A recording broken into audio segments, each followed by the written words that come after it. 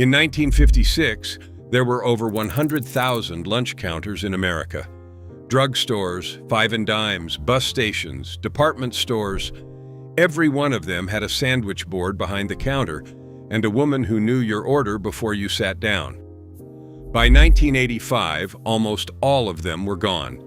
Number 11 on this list was the most ordered sandwich in Woolworth's history. Number 4 was served at every drugstore soda fountain from Boston to San Diego. And number 1, the sandwich that defined an entire generation of American lunch, has been so thoroughly erased that most people under 50 have never heard of it. These 25 sandwiches fed the American workday. Then, fast food buried them.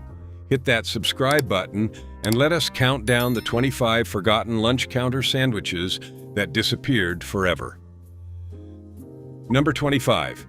The date nut bread sandwich. This was the sandwich that greeted you at every ladies' luncheon and tea room counter in America. 2 slices of Thomas's date nut bread, dark and dense and speckled with chopped walnuts, spread thick with Philadelphia cream cheese. That was the whole thing. No lettuce, no meat, just the sticky sweetness of the dates against the tang of the cream cheese and the crunch of the nuts breaking between your teeth. A slice of date nut bread cost about a nickel at the bakery counter. The cream cheese was another few cents. The sandwich sat on a white china plate with the crusts left on and a pickle spear alongside. Women ordered it with a cup of coffee at Schraft's in Manhattan, at the counter at J.J. Newberry's in Ohio, at every department store tea room from Marshall Field's to Wanamaker's. It was considered refined, elegant even. The kind of sandwich a woman ate when she wanted something light between shopping and picking up the children. Date nut bread has almost completely vanished from American bakeries. The sandwich went with it. Number 24, the sardine sandwich. Open a tin of King Oscar sardines, about 15 cents in 1955. Lay 3 or 4 of those small, silvery fish across a slice of buttered rye bread. Add a thin slice of raw onion and a squeeze of lemon. Top it with the second slice. That was a working man's lunch at counters in every port city and factory town in the Northeast. The sardines were briny and rich, the oil soaking into the rye bread until it glistened. Men ate them without apology.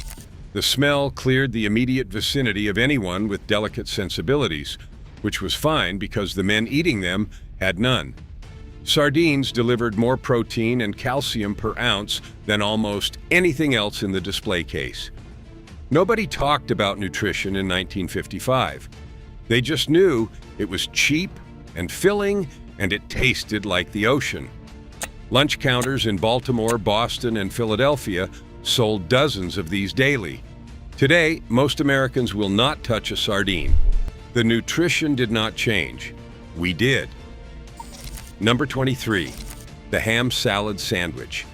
When the Easter ham was finished and the bone went into the bean pot, the scraps went somewhere else entirely. Ground through a hand-crank meat grinder with sweet pickle relish, a spoonful of yellow mustard, and enough mayonnaise to bind it all together. Ham salad, packed into a bowl in the icebox and scooped onto soft white bread at lunch counters all week long. The texture was somewhere between a spread and a chunky paste. The taste was smoky, sweet, tangy, and salty all at once. A ham salad sandwich at a drugstore counter cost about 25 cents in 1954. It came with a handful of potato chips and a pickle on the side. The counter girl made 6 dozen of them before the lunch rush, and they were gone by 1 o'clock. Delis carried it. Diners carried it. Gas stations in the rural South had it wrapped in wax paper next to the register. Then, pre-sliced deli ham became cheap enough that nobody needed to grind scraps anymore. Convenience killed the flavor. Ham salad vanished from lunch counters and took an entire tradition of thrift with it. Number 22, the olive nut sandwich. Here is a sandwich that sounds like a fever dream, but was served at nearly every women's club meeting and tea room counter in the 1950s. Cream cheese mixed with chopped green olives and chopped pecans, spread on white bread, crusts removed, sliced into neat triangles. The combination was salty from the olives, earthy from the pecans, and creamy from the cheese. It tasted nothing like what you would expect, and everything like what your grandmother served at Bridge Club. Recipe cards for olive nut spread appeared in every community cookbook from 1940 to 1965. Kraft ran advertisements suggesting it as a party sandwich filling. It was the kind of thing that a woman could prepare in 10 minutes and set out on a cut glass plate and have her friends ask for the recipe. The whole spread cost about 30 cents to make and filled 2 dozen tea sandwiches. When the tea room lunch counter died, the olive nut sandwich died with it. No fast food chain was ever going to put it on a menu board. Number 21, the liverwurst sandwich. Braunschweiger liverwurst on pumpernickel with a thin smear of yellow mustard and a slice of raw onion. This was the sandwich that German, Polish, and Czech immigrants brought to factory lunch pails across the industrial Midwest, and it crossed over to every lunch counter within a 10-block radius. The liverwurst was smooth, spreadable, and richly flavored with liver, pork, and spices. It was iron in edible form. A quarter pound cost about 20 cents in the mid-1950s. The pumpernickel was dense and dark and slightly sour. The mustard cut through the richness. The onion added a sharp bite that woke up the whole sandwich. Lunch counters in Detroit, Milwaukee, Cleveland, and Pittsburgh sold liverwurst sandwiches by the hundreds. Butchers sliced it fresh from the log every morning. It was as common as ham and cheese. Then Americans decided they did not eat organ meat anymore.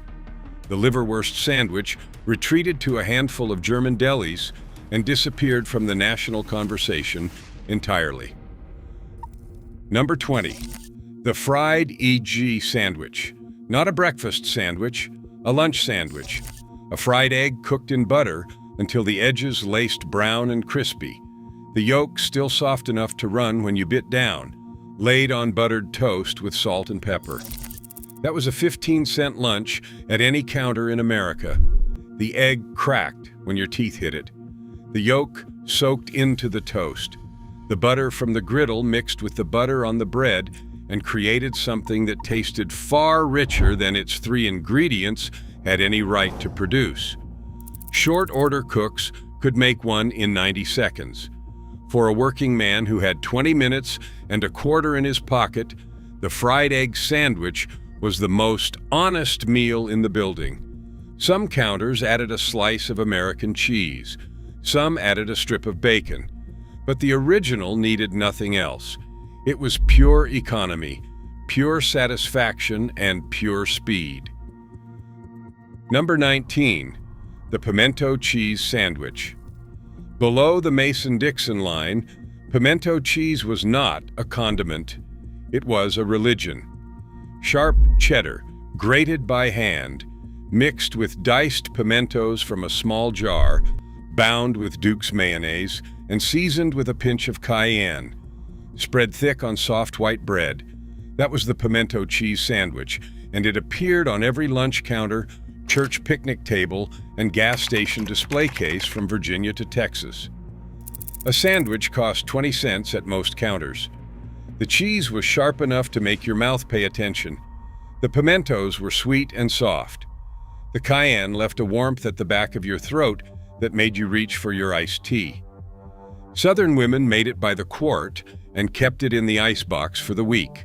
Lunch counters bought it from local women who mixed it in their own kitchens and delivered it in mason jars every morning. It was a cottage industry, a community economy built around a sandwich filling. National chains could never replicate it because the recipe changed every 50 miles. Number 18, the chipped beef sandwich. Dried beef shaved paper thin, creamed in a white sauce of butter, flour, and milk, spooned over a slice of white toast on an oval plate. The lunch counter version of what soldiers ate on bases across the world. Veterans called it something unprintable. Lunch counter menus called it creamed chipped beef on toast. It cost about 35 cents, and it came out fast because every cook in America knew the recipe by heart. The beef was intensely salty. The cream sauce tamed it. The toast absorbed everything until it turned soft and almost custard-like at the center, while the edges stayed just crisp enough to pick up. By 1960, this appeared on more lunch counter menus than roast beef. It was warm, fast, and filling. Men ate it in silence and went back to work. When dried chipped beef disappeared from most grocery stores in the 1980s, the sandwich went with it. Now it exists only in the memory of veterans and the children who watched their fathers eat it without complaint. First pattern break. Here is what nobody tells you about the American lunch counter. It was the most democratic dining room in the country. Not because of who was welcome, that is a different and painful history, but because of what was served. A bank president and a plumber sat on the same stools and ate from the same menu. The sandwiches cost between 15 and 50 cents. Number 17, the tongue sandwich. Pickled beef tongue, sliced thin enough to read a newspaper through, piled on rye bread with spicy brown mustard. This was the sandwich that separated the old world from the new. Jewish delis in New York, Chicago, and Philadelphia served tongue as proudly as they served pastrami. The meat was silky, almost buttery, with a mineral richness that no other cut could match. A tongue sandwich at a deli counter cost about 40 cents in 1955. The tongue itself was simmered for 3 hours, peeled, pressed, and sliced against the grain into nearly translucent sheets. The mustard was sharp enough to clear your sinuses. The rye bread had caraway seeds that cracked between your teeth. This was not a sandwich for the timid. It was a sandwich for people who understood that the best-tasting cuts were the ones nobody else wanted. When supermarkets stopped stocking whole tongue in the 1970s, the sandwich began its long retreat. Today, fewer than a dozen delis in Manhattan still serve it properly. The coffee was a nickel with unlimited refills. Nobody tipped more than a dime. The woman behind the counter called everyone Han and remembered how you took your coffee after your second visit. The menu was written in grease pencil on a board above the grill, and it did not change from one year to the next. You did not choose a lunch counter. A lunch counter chose you. The one nearest your office. The one inside the drugstore where you picked up prescriptions. The one at the Woolworths where your wife bought sewing notions. You sat down, you ate, you left. No reservations, no parking lots, no 45-minute wait for a table. That efficiency was not a limitation, it was the whole point. And every sandwich on that board was designed for speed, economy, and satisfaction in exactly that order. Number 16, the Western sandwich, also called a Denver sandwich in every state except Colorado, where they just called it breakfast. A thin omelet made with diced ham, green bell pepper, and onion, folded and pressed between 2 slices of buttered toast. The eggs cooked fast on a hot griddle, the ham sizzled, the peppers softened, and the onions turned translucent in about 90 seconds. The cook folded the whole thing like a letter, slid it onto toast, and pushed the plate across the counter. This was the all-day sandwich. Breakfast, lunch, or dinner, the Western worked at any hour. It cost about 30 cents and delivered enough protein to carry a man through an afternoon of physical labor. Truck stops from coast to coast had it on the menu. Highway diners made it faster than you could finish your first cup of coffee. The Western sandwich was so ubiquitous that ordering one required no explanation anywhere in the 48 states. Today, it survives mostly as a diner curiosity ordered by people over 60 who remember when it was everywhere. Number 15, the cream cheese and olive on rye. Not to be confused with the olive nut sandwich, this was its working-class cousin. Plain cream cheese spread on dark rye bread with sliced green olives pressed into the surface. No nuts, no crusts removed, no triangles. Just a solid rectangle of sandwich wrapped in wax paper and handed across the counter. The rye bread had enough sourness to stand up to the tang of the cream cheese. The olives added salt and brine that turned something plain into something that actually made your mouth water. This was a factory lunch in cities across the Northeast. Women packed them in paper bags for husbands who worked at plants in Newark, Bridgeport, and Scranton. Lunch counters near industrial parks sold them pre-made, stacked under glass domes on the counter. A nickel for the sandwich, a nickel for the coffee. Back to work. Number 14, the deviled ham sandwich. That small red can with the devil on the label was a lunch counter staple for 60 years. Underwood. Deviled ham was a paste of ground ham blended with mustard, spices, and enough cayenne to give it a gentle kick. It was spread on white bread with a leaf of iceberg lettuce. The can cost about 19 cents. It made 2 sandwiches. The flavor was concentrated, salty, and deeply savory in the way only preserved meat can be. Lunch counters kept cases of it in the back because it required 0 preparation. Open, spread, serve. A deviled ham sandwich appeared on children's lunch plates, on the counters of 5 and dimes, and in the packed lunches of secretaries and school teachers who needed something fast between the morning and the afternoon.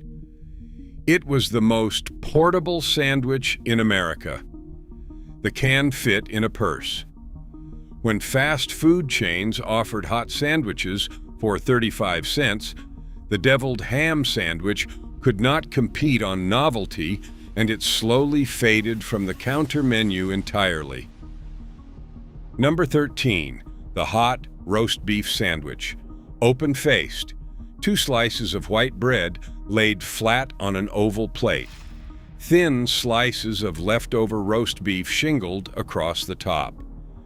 The whole thing drowned in brown gravy ladled from a pot that had been simmering on the back burner since 6 in the morning. Mashed potatoes on the side. This was the blue plate special at lunch counters from Maine to Minnesota. The gravy soaked into the bread until it dissolved into a soft, meaty paste beneath the beef. You ate it with a knife and fork, not your hands. It cost about 45 cents, and it was the closest thing to a home-cooked dinner that a working man could get at noon on a Tuesday. The roast beef was cooked Sunday night, sliced Monday morning, and served through Wednesday. Nothing was wasted. The gravy was made from the drippings. The bread was yesterday's loaf. This sandwich ran on the economics of leftovers and the genius of stretching a single roast across an entire work week. Number 12, the egg salad sandwich. Hard-boiled eggs chopped fine with a fork, never a knife, mixed with Hellmann's mayonnaise, a pinch of salt, a grind of black pepper, and sometimes a whisper of celery salt or a teaspoon of sweet pickle relish, spread thick on soft white bread. This was the lunch counter sandwich that smelled like every school cafeteria and church basement in America. Eggs cost about 60 cents a dozen in 1955. A single sandwich required 2 eggs and cost the counter almost nothing to produce. They sold it for 20 cents and made a profit that kept the lights on. The filling was pale yellow, creamy, and mild. It offended no one. Children ate it, grandmothers ate it. Construction workers ate 2 of them with a bowl of soup and called it a full meal. Egg salad was the Switzerland of the sandwich board. Completely neutral, universally accepted. When lunch counters closed, Egg salad retreated to gas station coolers in plastic triangles that bore no resemblance to what the counter girl made fresh every morning. Second, pattern break. Here is where the food industry changed everything. In 1954, Ray Kroc walked into a McDonald's in San Bernardino, California, and saw the future. By 1960, fast food chains were opening at a rate that made lunch counters obsolete almost overnight. The hamburger cost 15 cents.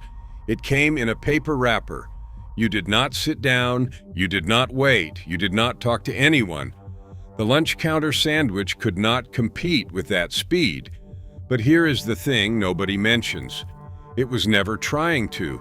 The lunch counter was not selling food. It was selling a seat at a counter, a cup of coffee that never went empty, and 30 minutes of being treated like a regular in a world that was getting bigger and more anonymous every day. Fast food sold calories. Lunch counters sold belonging. We chose the calories, and every sandwich on that grease pencil board disappeared because we stopped sitting down long enough to eat them. Number 11, the grilled cheese sandwich. Not the artisanal sourdough and Gruyere version, the original. 2 slices of white bread, buttered on the outside with 2 slices of Kraft American cheese in the middle, pressed flat on a hot griddle until the bread turned golden and the cheese melted into an orange river that sealed the edges shut. This was the single most ordered sandwich at Woolworth's lunch counters nationwide. It cost 20 cents. Children ate it after shopping with their mothers. Adults ate it alongside a bowl of tomato soup for the most iconic lunch combination in American history. The sound of that sandwich hitting the griddle, the hiss of the butter, the smell of toasting bread and melting cheese, that was the soundtrack of every five and dime in the country. When the last Woolworths closed in 1997, a version of the grilled cheese survived at every diner in America. But the original, made on that flat commercial griddle by a woman who pressed it down with a spatula until the cheese wept out the sides, that version is gone. Number 10, the chicken salad sandwich. Leftover roast chicken, pulled from the bone by hand, chopped with celery and bound with mayonnaise and a squeeze of lemon juice, served on white toast with a leaf of lettuce. This was the lunch counter sandwich that women ordered when they wanted something that felt light and civilized during a day of shopping. The chicken was never dry because it came from a whole bird that had been roasted with the skin on, and the dark meat went into the salad along with the white. The celery added a crunch that made the whole thing feel fresh. A chicken salad sandwich at a tea room counter cost about 35 cents and came on a plate with a garnish of parsley that nobody ate, but everyone appreciated. The filling was mixed in small batches every morning. By 2 in the afternoon, it was gone. Today, chicken salad comes pre-made in plastic tubs from a factory somewhere, and it tastes like nothing your grandmother would recognize. Number 9, the hot turkey sandwich. Open-faced, just like its roast beef cousin, but with sliced turkey breast over white bread, smothered in turkey gravy, and served with a scoop of mashed potatoes and a spoonful of cranberry sauce on the side. This was the day after Thanksgiving sandwich that lunch counters served from November through March. Turkey was cheap in the winter months. The gravy was made from the carcass. The cranberry sauce came from a can and cost a dime. The whole plate looked like a holiday dinner compressed onto an oval dish. Men ate it with a fork and loosened their belts afterward. It cost about 50 cents, and it was the most satisfying lunch you could buy between Thanksgiving and Easter. When lunch counters disappeared, the hot turkey sandwich retreated to a handful of diners in New England and the upper Midwest, where it survives today as a relic ordered by people who remember what lunch used to mean. Number 8, the BLT. Bacon, lettuce, and tomato on toasted white bread with mayonnaise. 3 strips of bacon fried until the fat went translucent and the edges curled crisp. Iceberg lettuce, cold and crunchy from the icebox. A thick slice of summer tomato, red and dripping with juice. This was the sandwich that tasted best in August, when the tomatoes came from a garden and the bacon came from a local butcher, and the whole thing cost less than 30 cents to put on a plate. The BLT was the lunch counter's only concession to freshness. Everything else was cooked, canned, or processed. But the BLT demanded a real tomato. And when you got one, there was nothing better. The bacon grease soaked into the toast. The mayo made everything slide. The lettuce cracked when you bit down. It was architecture. Every layer mattered. The BLT still exists, of course, but the lunch counter version, made with 3 ingredients at their peak by someone who sliced that tomato 30 seconds before it hit the bread, that version is nearly extinct. Third pattern break. Here is what vanished along with these sandwiches. The lunch counter stool, that chrome and red vinyl spinning seat bolted to the floor on a single pole. Children spun on them while their mothers ordered. Men sat on them with their elbows on the formica counter reading a folded newspaper. The stool was designed so you could not get comfortable. You were supposed to eat and leave. That was the unspoken contract. But people lingered anyway. They lingered because the woman behind the counter asked about their kids. They lingered because the man 2 stools down worked at the same plant. They lingered because for 30 minutes, between morning and afternoon, that lunch counter was the closest thing to a neighborhood living room that American public life had ever produced. We did not just lose sandwiches, we lost the room where they were eaten. Number 7, the tuna salad sandwich. Canned tuna, drained and flaked with a fork, mixed with mayonnaise, diced celery, and a squeeze of lemon. Spread on white bread or stuffed into a soft roll. This was the Friday sandwich in Catholic neighborhoods across the country when meat was off the table and fish took its place. A can of bumblebee tuna cost about 25 cents in 1955. It made 3 sandwiches. The lunch counter version came with potato chips and a pickle, and the whole plate cost about a quarter. The filling was mild, slightly sweet from the mayonnaise, with enough celery to keep it interesting.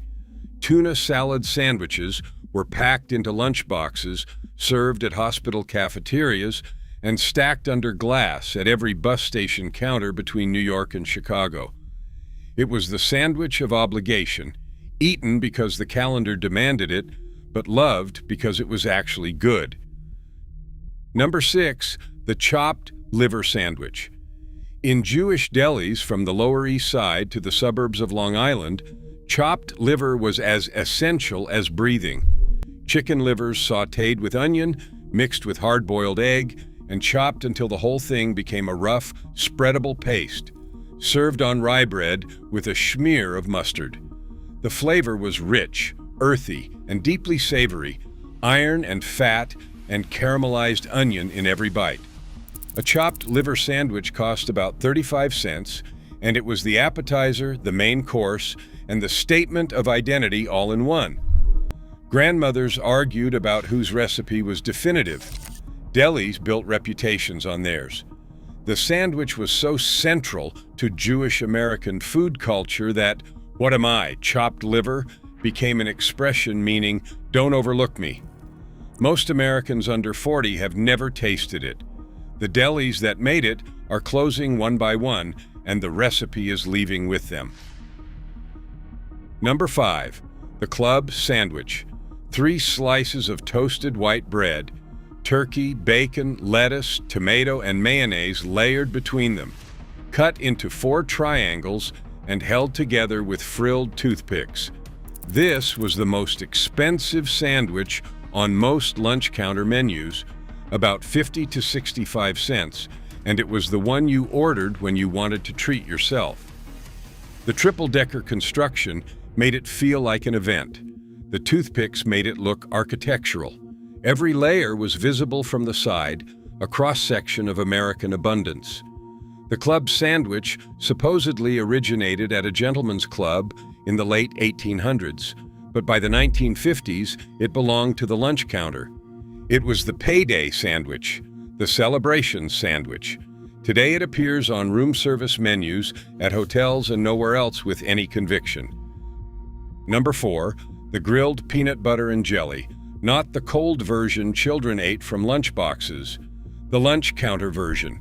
Peanut butter and grape jelly spread on white bread, then grilled on the flat top in butter, exactly like a grilled cheese. The heat melted the peanut butter into a warm, flowing river. The jelly turned almost syrupy. The bread crisped golden, and the butter gave it a richness that transformed a children's snack into an actual meal. Every drugstore soda fountain served this. It cost 15 cents, and it was the best thing on the menu that nobody over the age of 12 would admit to ordering. Adults ordered it anyway. They just ate it quickly and did not make eye contact. The grilled peanut butter and jelly has essentially ceased to exist in American restaurants. The cold version survived. The version that actually tasted better did not. Number 3, the patty melt. A thin beef patty, griddled until the edges blackened, laid on rye bread with caramelized onions and a slice of Swiss cheese, then pressed flat on the griddle until the cheese melted and the bread crisped into something halfway between toast and a cracker. This was the sandwich that split the difference between a hamburger and a grilled cheese, and was better than both. The rye bread gave it a depth that a hamburger bun could never match. The Swiss cheese had a nuttiness that American cheese lacked. The onions, cooked low and slow on the same griddle, added a sweetness that tied everything together. A patty melt cost about 40 cents, and it was the sandwich that regulars ordered. Not tourists, not first-timers, regulars. The ones who had tried everything on the board and settled on the patty melt because nothing else came close. It still appears at a few diners, but the original lunch counter version, pressed thin on a commercial griddle by a cook who had made 10,000 of them, that is gone. Number 2, the hot hamburger sandwich. Not a hamburger, a hot hamburger sandwich. Open-faced, a thick beef patty on a slice of white bread, buried under brown gravy with a hill of mashed potatoes on the side, and sometimes a scoop of green peas. You ate it with a fork. It was dinner disguised as lunch. The gravy was the same gravy that covered the hot roast beef and the hot turkey. It came from a pot that never fully emptied, topped up throughout the day with drippings and stock, deepening in flavor as the hours passed. This was the sandwich that factory workers ordered at 11:30 because they had been awake since 5 and needed something that would hold them until nightfall. It cost about 45 cents, and it sat in your stomach like an anchor, solid and reassuring. The hot hamburger sandwich existed in every state, in every small town, in every lunch counter that had a griddle and a gravy pot. It has no modern equivalent because no modern restaurant serves gravy from a pot that has been simmering since dawn. Number 1, the toasted cheese and tomato soup. This is the one. Not a single sandwich, but a pair, inseparable, the most iconic lunch counter order in American history. A grilled cheese sandwich and a bowl of Campbell's tomato soup. Together, always together. The sandwich was dunked into the soup, the cheese stretched in long strings from the bread to the bowl. The tomato soup, bright red and slightly sweet, clung to the toasted bread and mixed with the melted butter and the American cheese into something that tasted like childhood and safety. And a Tuesday afternoon when nothing in the world was expected of you except to sit on that stool and eat your lunch. Campbell's tomato soup cost 10 cents a can. The grilled cheese cost 20 cents to make. The combination cost the customer about 35 cents. It was the cheapest, most satisfying, most universally beloved lunch in the history of the American lunch counter. Every person who ever sat on a spinning stool at a Woolworth's or a Kresge's or a corner drugstore remembers this meal. Not the taste, necessarily, though the taste was perfect. The feeling of being 8 years old and sitting next to your mother and the counter lady smiling at you, and the soup being exactly the right temperature, and the cheese pulling apart like it was designed to be eaten that way. That feeling does not exist at a drive-through window. It does not exist in a paper bag handed through a slot. It existed in a specific place, at a specific counter, on a specific stool. And when those counters closed, that feeling went with them. Here's my challenge. Make one of these this week. The egg salad, the patty melt, the grilled peanut butter and jelly. Grill that cheese, heat up a can of tomato soup, and sit down at your table and eat it slow. Then come back and tell me if it was just nostalgia or if there was something real there that we walked away from. I made the hot roast beef sandwich last Sunday, open-faced with gravy from the drippings, and my daughter asked me why it tasted better than anything from a restaurant. I did not have an answer. I just made her another one. Drop your favorite in the comments. I want to know if the patty melt gets more love than the deviled ham, because these were not just sandwiches. They were the last time. America sat down, slowed down, and ate together at a counter that knew your name.